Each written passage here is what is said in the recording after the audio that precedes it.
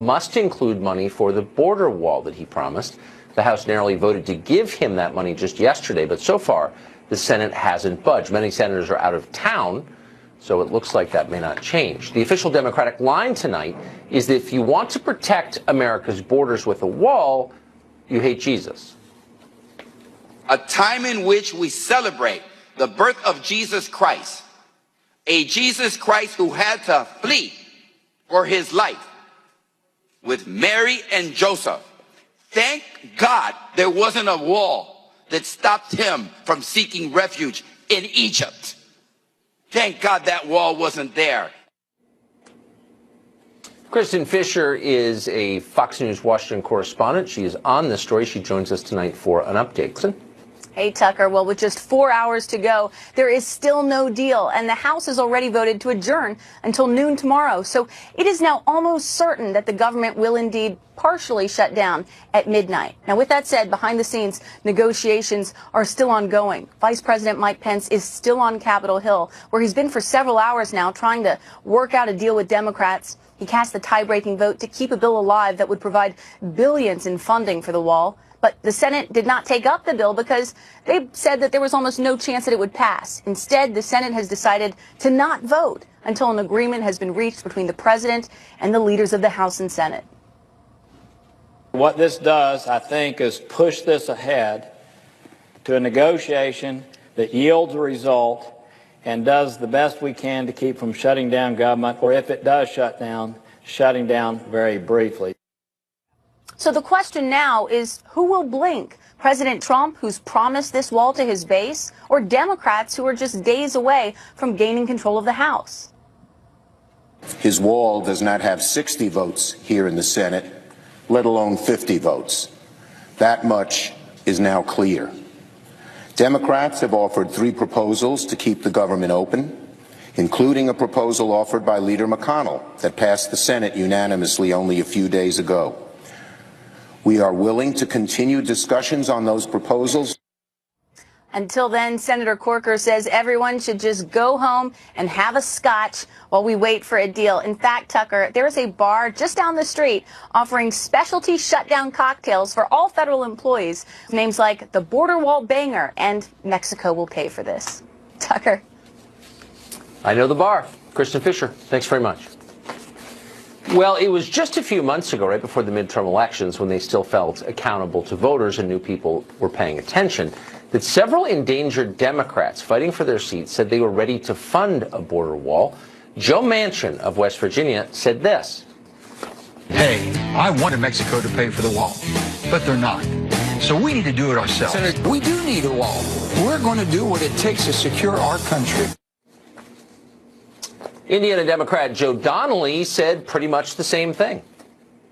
The radical left wants to eliminate ICE. I support ICE in funding President Trump's border wall.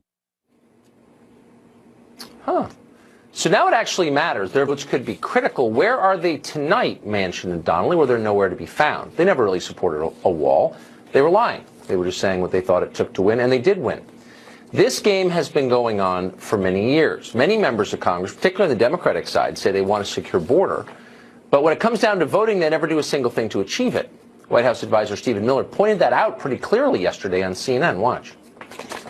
The Democrats all say they support border security. But like what? Where they, don't, well, where with they all due disagree respect, with you they voted against Kate's law. They voted against ending sanctuary cities. They voted against supporting MS-13 gang members. They voted against supporting violent criminals. They voted time and time again against a physical border wall to stop illegal entry. I mean, where is the evidence that you keep asserting they're for border security? They haven't been. They opposed closing loopholes for asylum that flood our system with meritless claims. I want to move on to another sensitive issue. They opposed ending catch and release.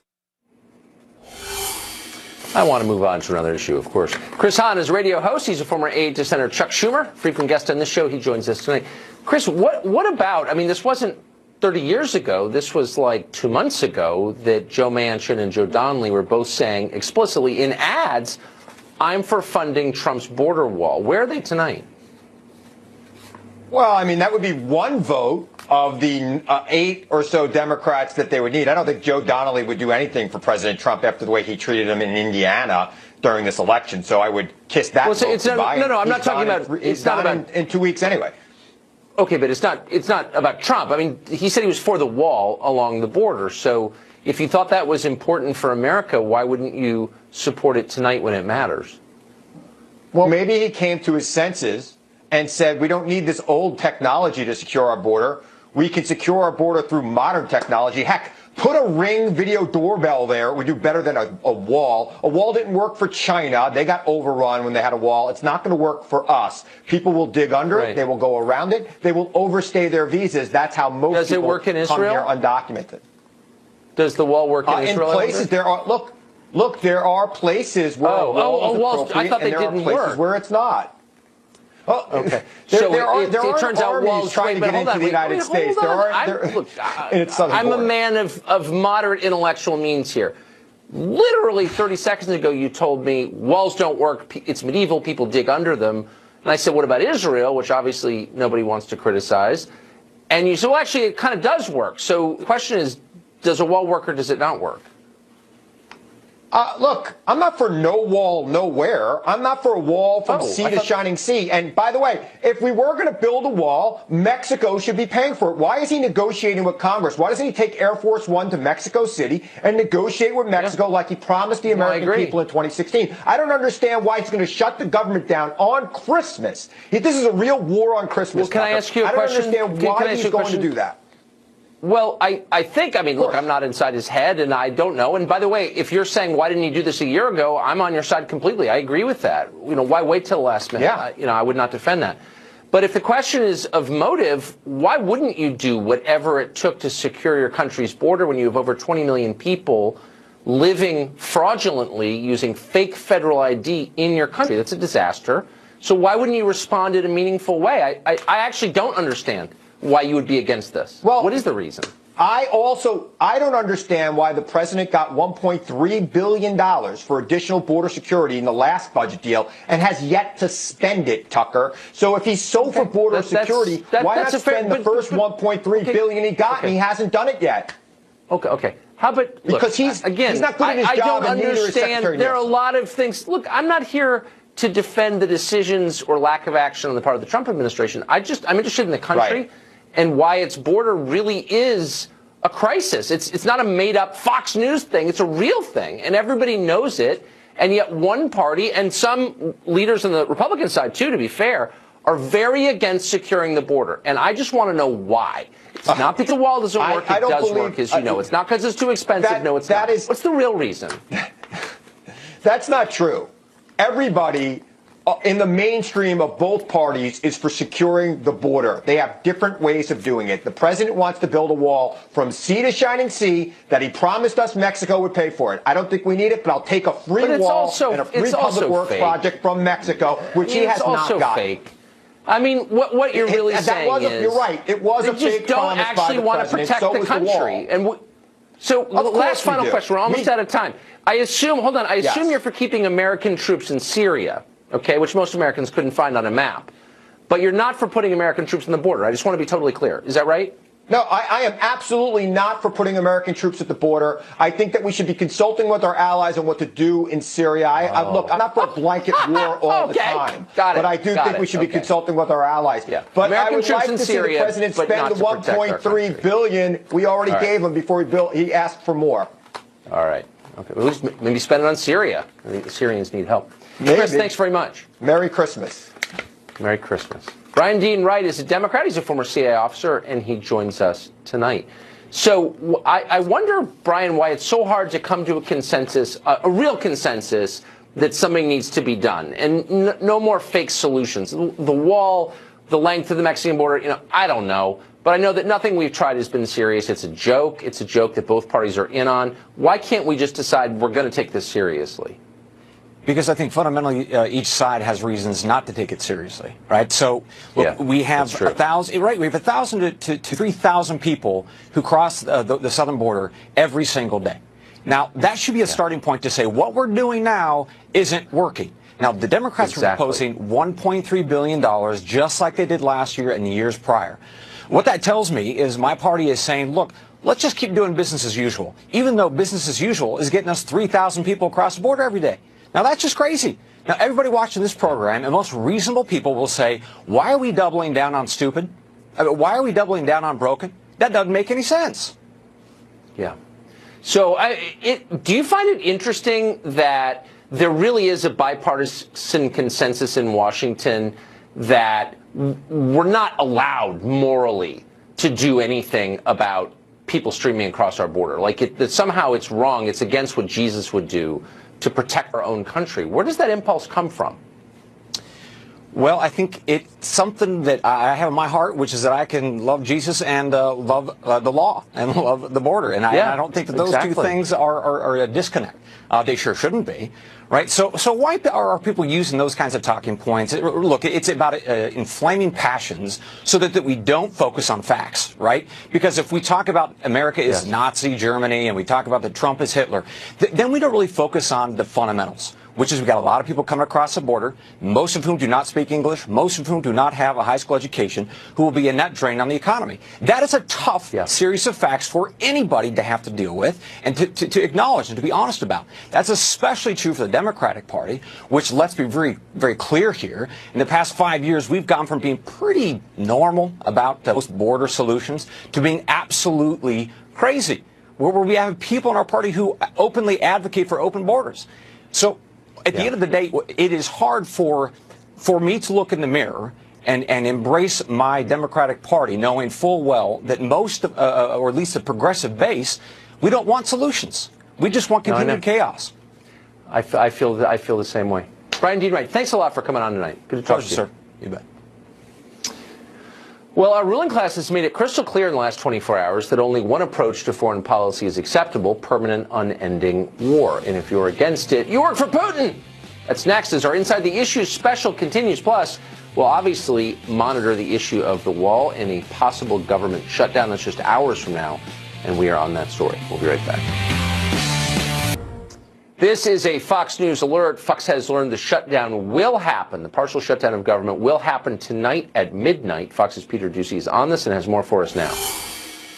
The House just basically got tired of waiting to see how the Senate might change the bill that they passed yesterday that included border wall money. So they went home for the night. House lawmakers did. The Senate skipped out about 5 hours ahead of the deadline for a shutdown, too.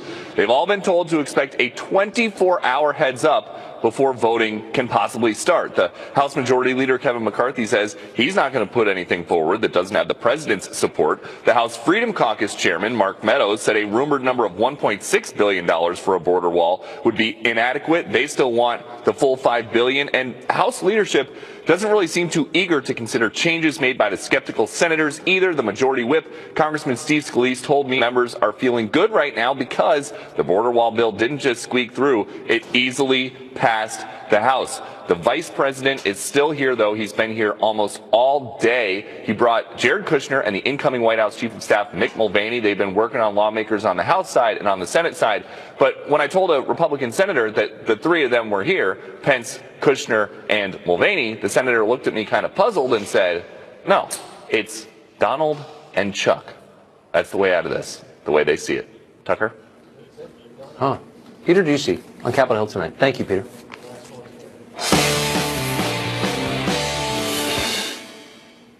We're going to continue now with tonight's special Inside the Issues. This week, the president announced the withdrawal of American troops from Syria, about 2,000 of them. The move shocked and horrified pretty much everybody in permanent Washington. The city seems stunned by the news. It's hard to see why, though. American forces went to Syria to contain the Islamic State. They succeeded, thankfully. Trump is bringing them home, just as he pledged to. Naturally, the neocons were apoplectic. I am shocked by this.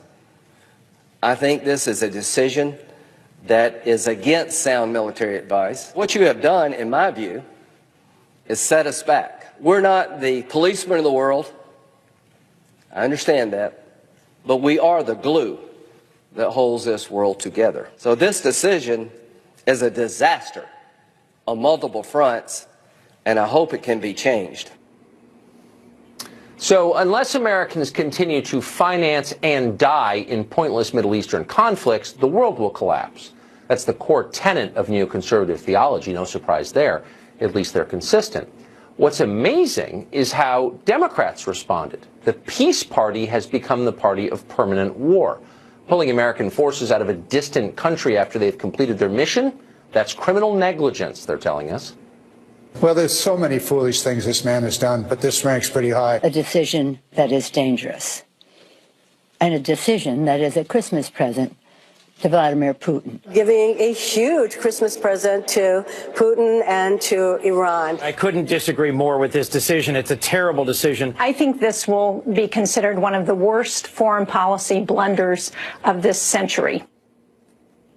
So they're very upset.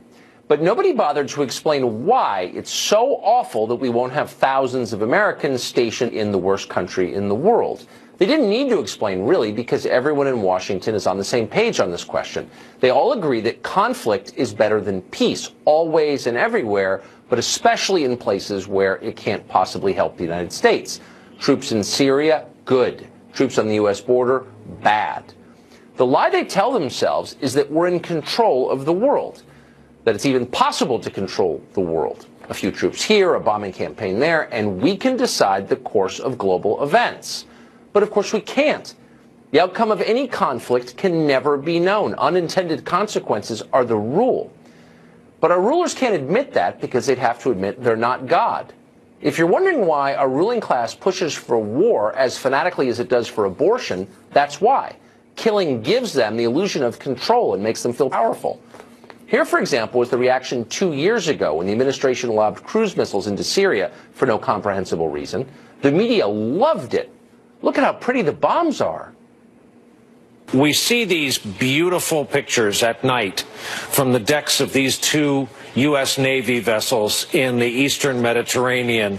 I am tempted to quote the great Leonard Cohen, I'm guided by the beauty of our weapons.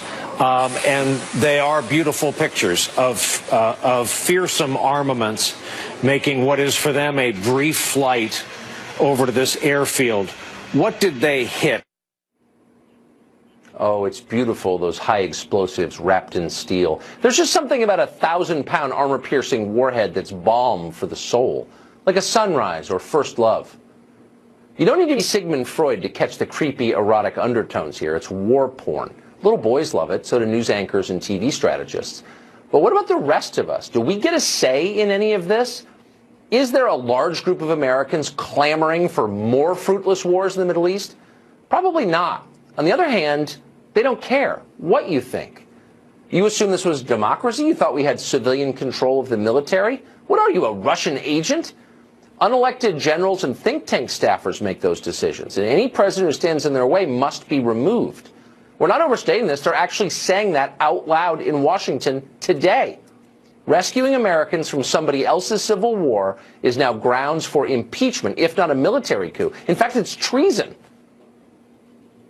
President Trump kowtowing to Vladimir Putin. It could not get better for Putin today. Now he's turned Syria over to the Russians. To the Russians? To the Russians. To the Iranians? Right. And to ISIS. This is a Christmas gift to America's enemies. This will help ISIS, this will help Russia, this will help Iran. At the very worst moment, we have given up our leverage and basically handed it to Russia. I don't know what he's getting Melania for Christmas, but I know what he gave Vladimir Putin for Christmas. Lifting sanctions on that Russian company and leaving Syria. That is a gift to Vladimir Putin. It's really hard to know how to respond to all of that. Obviously, it's terrifying that people this stupid have influence over our country. It's the policy equivalent of drunk driving. Take the wheel from them before they crash. Oops, they already have crashed. But keep in mind that just weeks ago, these very same morons were calling Trump a puppet of Saudi Arabia. But wait, Saudi Arabia wants the U.S. to stay in Syria. Does that make sense? No. And so after a while, you start to suspect that Trump's real crime isn't being a puppet of the Saudis or Putin. It's refusing to be a puppet of permanent Washington. That's what they really hate. Douglas McGregor has been around all this for a very long time. He's a retired U.S. Army colonel. He's the author of the book Margin of Victory, and he joins us tonight. So, Colonel, I consider you a trustworthy source of information on these questions. Do you think it's an impeachable offense to withdraw our troops from Syria? Well, of course not. That's ridiculous nonsense.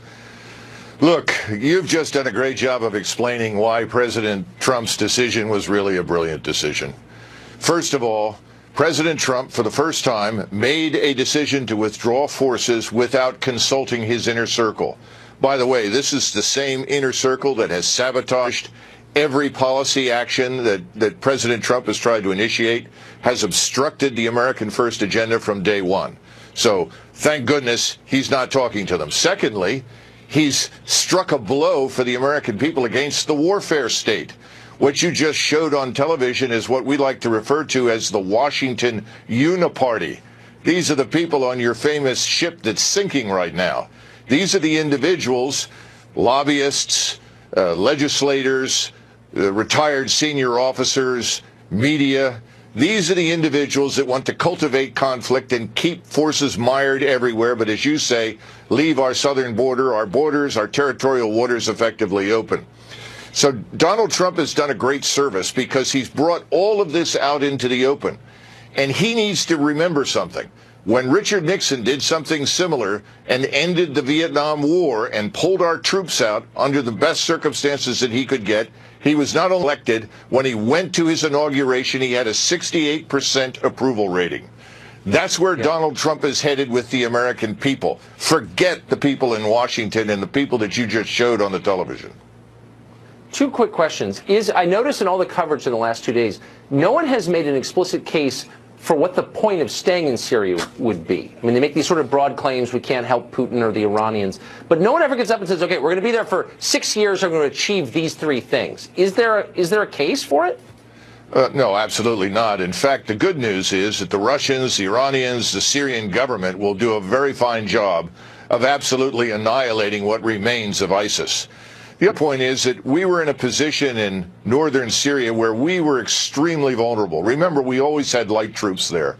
They were always under threat of attack. We were waiting for another Beirut bombing to occur between the Turks, the Iranians, the Kurds, and so forth. And by the way, the Israelis, if they want to go in there and attack anything that they think is a danger to their security, they can do so. They're free to do so. We're out of the way. Yeah. Amen. And last question, and I don't want to be too cynical, and I'm not a conspiracy nut. I take things at face value.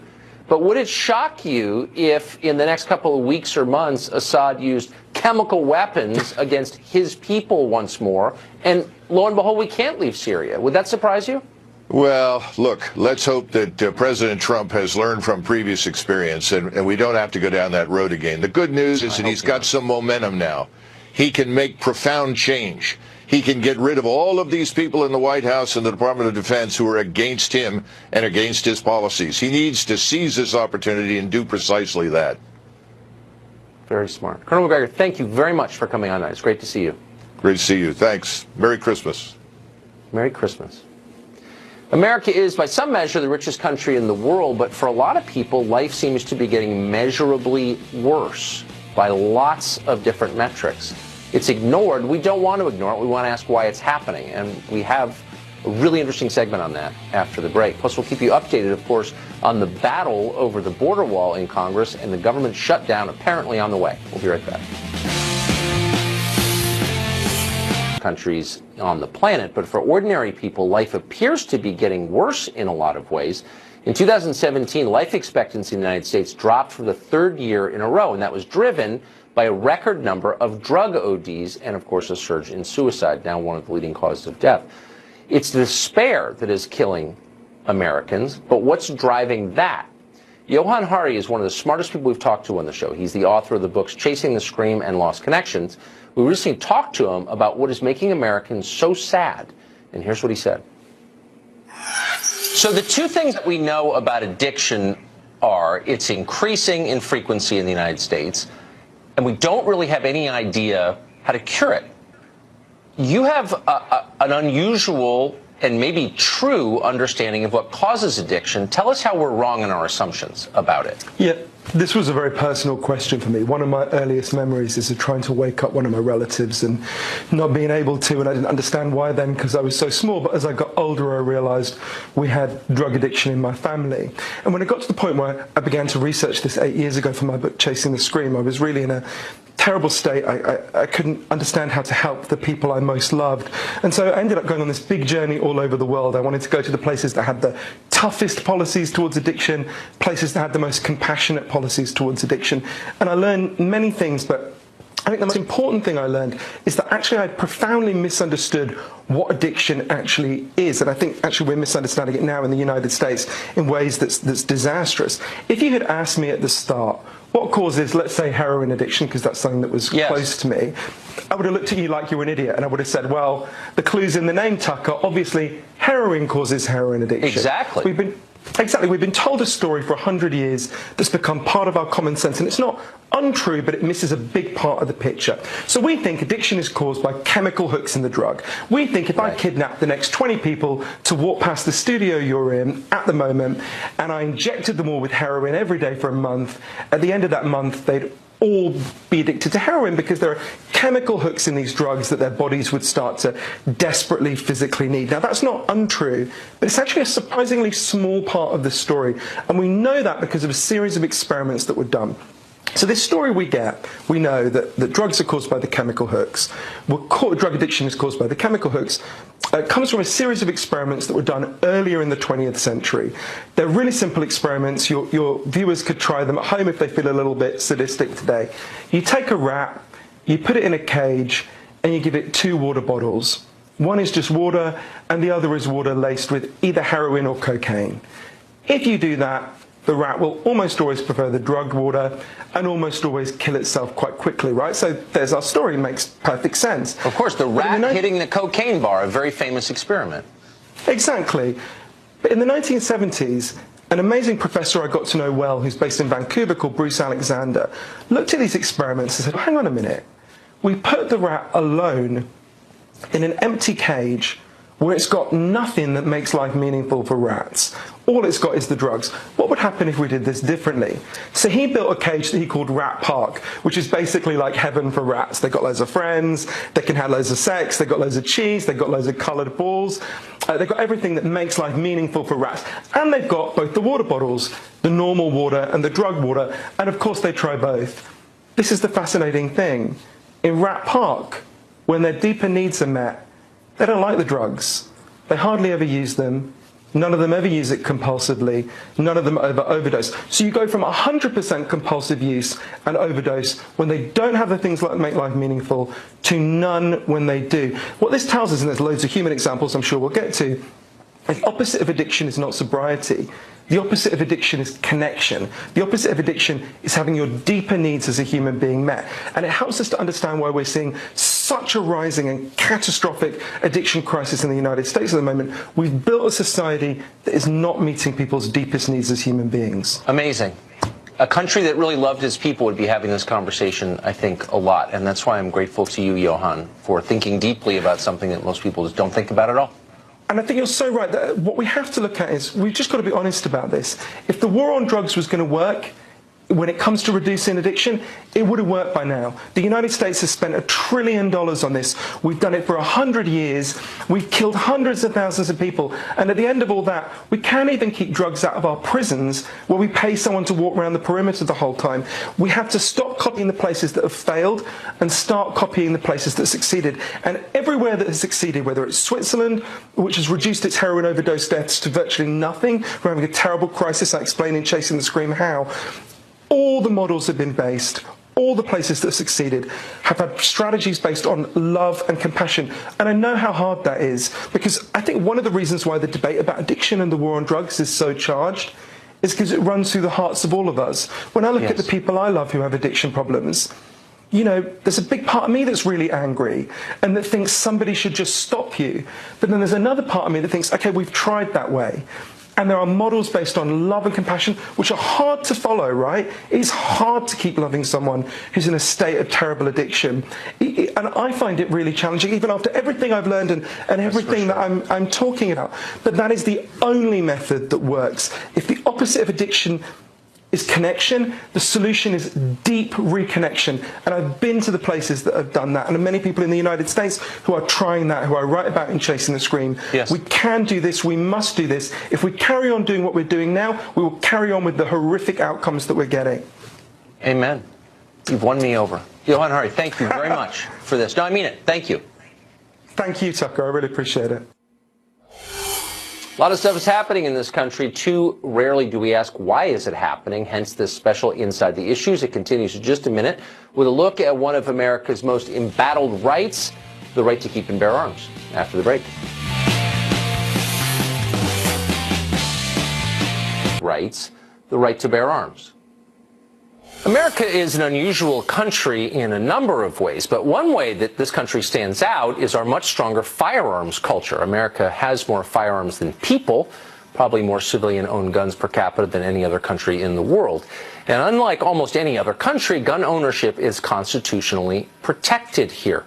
Why is that? Well, a brand new book explores America's long relationship with firearms. David Harsanyi wrote that book. It's entitled First Freedom, A Ride Through America's Enduring History with the Gun. And he joins us now in studio. David, thanks very much for coming on. Thanks for having me. So the core question first, why is gun ownership constitutionally protected in the United States?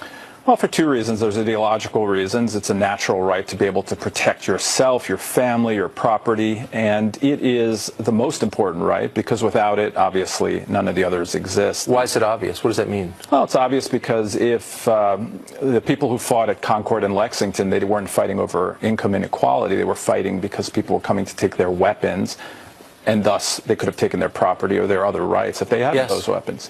So without a gun, powerful people can make you obey. You're only independent if you can defend yourself. Well, yeah, it's an authoritarian idea to try to take the means of protection away from the individual. Right.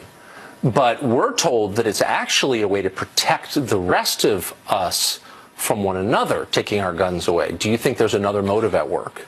Yeah, I mean, I think it's an authoritarian motive. I think how people treat the right to self-defense tells us a lot about how they think about the state itself. America's built, obviously, on individual rights. The Bill of Rights are individual rights, not collective rights. And so that goes for guns, of course, as it does for free speech and everything else. So I think those people, yeah, I don't think they respect any of the rights in the Bill of Rights, actually. Huh. So the instinct to take people's guns away is much bigger, you're arguing, than just the desire to protect from law-abiding citizens. Obviously, you know, there are people who break those laws, and most of the laws that come in, you know, they're being pushed in California and elsewhere right now, and nationally when Obama was president, is a collective punishment for the people who already break laws that exist. They don't really bring down gun crime in any way. So the implication of a lot of the arguments you hear is that America has more mass shootings because there are more guns. Do we have more guns per capita than we once had? It's hard to quantify per capita, but obviously there was a huge, in the 90s, there was a big dip in crime. For the next 25 years, there was a big dip in crime, but yet gun ownership spiked at the same time. So we don't, you know, obviously there are many factors at play when you're talking about that, but certainly you can't blame, you know, if more people have guns, there should be more crime if that theory held.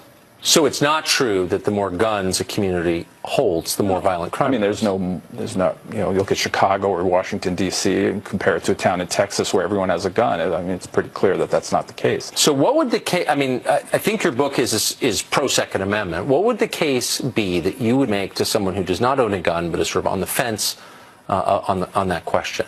Well, I think there's the book's about the culture of guns, which is more than just an ideological question. It's embedded in the culture of America, in the way we do commerce, in the way we tame the West, and many other ways. It was part of the DNA of our nation. So that's the first thing, and I think that's why many Americans feel about guns the way they do, which is very unique compared to any other nation. But to change someone's mind, I guess you have to, you know, about guns themselves and ownership of guns, you have to explain to them how guns help them protect their property and their family and their rights. And that even if all the laws they wanted were passed, there would still be gun violence. In fact, we don't know that there would be any less gun violence than we have today. But what we do know is that you would be less able to protect yourself from the state or from other individuals who want to hurt you. So really quickly, you said the history and the premise of your book is that the history of the gun is embedded in the history of this country. That's widely acknowledged but often derided as a bad thing. The cowboy culture is the problem. You think that's true? No, I mean, but there's a huge revisionist effort to make it seem as if guns weren't as important in our history as it were, because that ties into the politics of today. And you know, there have been books, there are books even now coming out where historians make the case that guns weren't important in American life, that it was a collective right, never thought of as an individual right. And hopefully in my book I dispel that notion and debunk it. I think this is really at the center of a lot of our debates. even when it's not mentioned. And I'm grateful that you wrote this book. Thanks for having me, and thank you. Of course.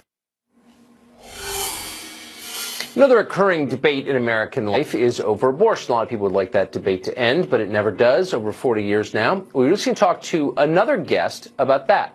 Watch. If you've been watching this channel at all, even for a moment, you will recognize this man, probably the most famous face on Fox News, Mike Lindell. He's a creator of a product that you are familiar with if you watch television or if you sleep at night. Mike, I cannot resist asking you for the famous words our viewers will remember. The famous words? Yeah. What is that product? My pillow. I love it. I'm sorry. I'm saying, you're looking good. I knew you would. Goodness, the most successful sleep product in the history of sleep. Yes. But what's so interesting is that you have a life outside just your successful company and beliefs that you are willing to invest in, and now you have. Tell us about the project that you have put $1 million behind. Well, My Pillow has always been just a platform for a much bigger purpose, my evangelism and my Christian beliefs. And, yes. And right now they have this movie. It's called Unplanned, and they reached out to me to get involved and have a cameo in there, which is was pretty epic. Have you shot it? Yeah, it's going to be very controversial. It was filmed at a secret place in Oklahoma, so we didn't get attacked as we were filming it. And true story about this Abby Johnson that worked with Planned Parenthood for, I believe, 8 years, and the horrific things she's seen and went through, and it's going to really. It's going to be very controversial when it gets out there. It is going to be controversial, and that's why it's so striking that you are not only helping to fund the film, but you're also standing behind it, and you are one of the faces of the film. So you obviously mean it. I absolutely. When I go all in, and when I believe in something, I go all in. Just when I, back to our president and did my due diligence, met him, I'm going, this guy's going to be the greatest president in history.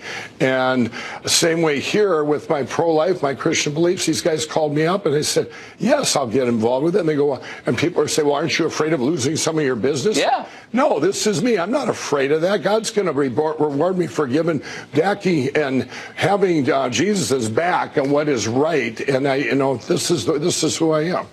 So. Interesting. So obviously you don't have shareholders or a skittish board who's worried about controversy. I have shareholders, but they, it's family, friends. They just trust me, and they trust God. We've always believed that, we pray about it, and what's right is right, and we do it, and we were rewarded for it. So the movie's about what Planned Parenthood is really about. Yeah, it's a true story. She was in Planned Parenthood, and she got out of it when she finally seen what was going on, and it's based on a book called Unplanned, and it's going to be it's out, I think, March 22nd of 2019. And they called me up to do this scene, and I had to run a bulldozer and to bring down this sign, and first they were bringing in an extra. I said, no, I'm not having an extra. I'm not going to go on Fox News or Fox here and say, I had to bring in a stunt double, to run a bulldozer. So I did it myself. It was very fun. It was 400 extras, and the sun was going down. We only had one shot at it. I've probably watched more of your spots than any living human being since I work here, and I always wonder what your bed at home looks like. Well, it's got a couple of my pillows, and I'll tell you what, everything I invent, I do it to help people. I reverse engineer it. It has to work, or there's no, all the made in the USA and the 10-year warranty and washing and dry, and those are bonuses. It really, it helps people. And people say to me all the time, they go, how do you have this much passion 13 years after inventing my pillow? It's because I hear stories from people all the time and how it's helped them. And now 43 million pillows sold. That's unbelievable. That is so impressive. Mike Lindell, fascinating, passionate guy. Thanks a lot for joining us. Thanks for having me on. Oh, I love it. I love watching your show every night. Thank you. Government shutdown. It's now expected to happen. Of course, we're going to update you on that as we find more. It all derives from this argument over the border wall, and we'll have the latest when we come back. Inside the Issues, the special presentation continues next. And subscribe to Fox Nation and see a sneak peek right now.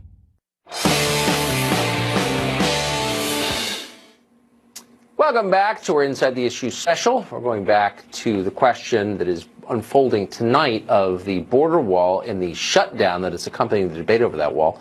All eyes set on Congress is not expected to vote on a budget deal tonight, and as a result, it does look like the government will shut down partly. Dan Bongino is a former Secret Service agent, the author of Spygate, the attempted sabotage of Donald J. Trump, and he joins us tonight. Dan, thanks very much for coming on. This is one of those stories that's happening even as we're watching right now. But where do you think this goes? Well, I think what's going to happen is there's going to have to be some safe, face-saving measure on the left. So I think what you'll see is Trump will eventually get his money or some significant portion of it, Tucker, but it'll be for it'll be the euphemism game. It'll be for slats or poles or a fence or something like that. But the bottom line is, as long as it provides a deterrent to the illegal flow of illegal immigrants into the country, I think both sides